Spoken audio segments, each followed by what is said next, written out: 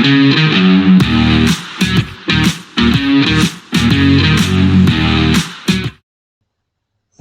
welcome back to the Super Coach Enough channel. In this video we're going to do the Game Week 31 preview for Fantasy Premier League in the 2023-24 season. So super tight turnaround, busy time for fantasy sports here in general, with obviously the Easter Monday games in the AFL and NRL delaying sort of the round results for those formats. But also we do have a midweek round of fixtures in the Premier League. So I guess quickly to review round 30 or game week 30 as well. Slightly above average score with 54, but wasn't enough to hold rank. We have dipped back down to around 27k. And I guess that was mostly on the back of we sort of predicted that the score that we wanted out of the Arsenal Man City game wasn't going to occur, and it actually did. So, as a Reds fan, I'm cheering, but could have had Gabriel on field. But Kelleher in goal, obviously conceding that cracker of a goal from Welbeck at the start of the game. So 2 points is fine. Gusto with a single and a little triangle there. You know, the short turnaround suggests that might be in a bit of trouble there. Connor Bradley with 4. So must have got something, 2 bonus points. There you go. Yeah, so he's killing it. Might have to keep an eye out on when Arnold's back. I think he might have one more game, and then Bradley might sort of find his way out. Although I hope they can work out a system that fits both of them, because Bradley has been killing it. Nuri, I guess 2 points is fine. But yeah, none of the sort of attacking stuff he's given us lately. Cole Palmer just continues to carve up with 15 points off the back of 2 goals, and I'm guessing the 3 bonus points. Yep, correct. Yeah, you know, he's been awesome to have this season. Foden, Saka obviously blanked along with Haaland. So Salah was out trading this week for De Bruyne. He scored a goal, so you know, captaining him was okay. Obviously, you know, when Palmer went off and scored the 15, secretly hoped that Salah was just going to be rested for a game, cash in the 15 points. Plus, I had a pretty decent option on my bench. Solanke with a return, so 7's nice. Watkins with a 1, and also with a rough fixture coming up, Man City, Arsenal in the next 3. And Liverpool as well. So he's probably the most popular trade out, so we'll look at an option for him. And Haaland, obviously, as we said, blanked. And then left a few points on the bench with Gordon scoring a goal, but also getting him. Oh, no, it was 3 assists, that's right, but also getting himself sent off. So he'll miss this week. Gabriel with 6, you know, clean sheet for Arsenal, but yeah, like I said, that's what we were hoping for, but we were sort of trying to anticipate that Man City would probably spoil our dreams of Liverpool being top of the table after this round.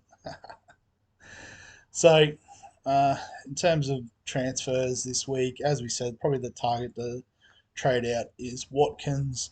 You know, particularly, you know, it gives us 10.2. And if we look at the forwards, there's nothing remotely in that sort of range. So I guess in terms of our options, Isak did well on the weekend, scoring 2 goals. So he's been in a nice bit of form and decent looking fixtures coming up. So, you know, he's probably the prime target. Um, um, Cunha looks like he might be back from his injury, but hasn't come back on the field yet. So, and I guess as well, he's got the big 3 in his run home, so probably not one to really consider unless you really want to make a lot of coin.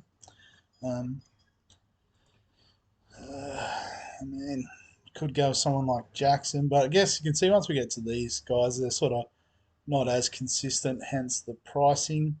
Um, I guess Muniz has been in some good form lately. We could, you know, go for him as an option. You know, decent run. Like they do have Liverpool, Man City, but you could probably just bench him in those games. realistically. But some, nice fixtures in there. So could go with something like that. Obviously, we've only got the one free transfer this week, but what that could allow us to then do um, is, try and get back in Son, who, he's back and he's doing the business for the Spurs. Um, I guess, even if you wanted to go so far as to do the 4 point hit, you could swap Gordon. But as we said, Newcastle do have that nice run. So I think I want to keep Gordon regardless of his upcoming fixture. So I guess the other thing as well is probably need to think a little bit about game week 34. So that's where there's going to be some doubles. So I don't know if Fulham's going to have the double or not. Doesn't look like it according to that. What's Slanky's draw like? Pretty good. Couple of toughish ones towards the end.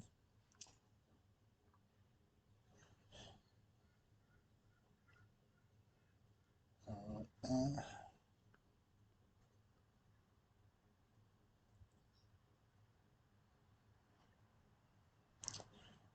not sure. Guess that's the problem with doing these live sort of trading sessions when I haven't really thought it through. What's Richarlison up to these days? Not just playing a little bit off the bench.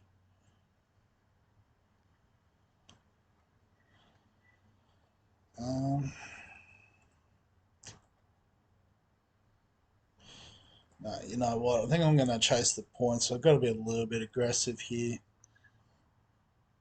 Go Isak this week. Still gives us 2.5. So is it maybe Foden? Like Man City have a great run coming up. They do have that game in hand. I think so. Newcastle from memory. Yeah, sort of pointing towards going to Isak, I think. And we'll work out a way to get Son in. Might be through perhaps Foden, I think. We'll just have to take the punt.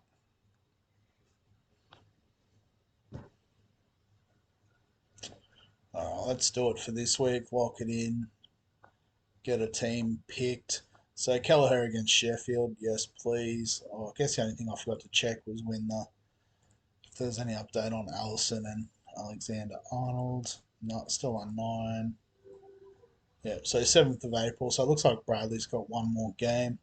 And what a game against Sheffield. I guess the only risk is, they might rest some of these guys given their hectic workload. Um, but Gabriel against Luton definitely has to come in, so we might put Goose on the bench. Burnley away or Brentford away, probably leaning towards Ait Nuri. Gordon, yeah, he can slot into the third slot because we probably won't need to use him. So obviously against Sheffield, Salah as captain is mint.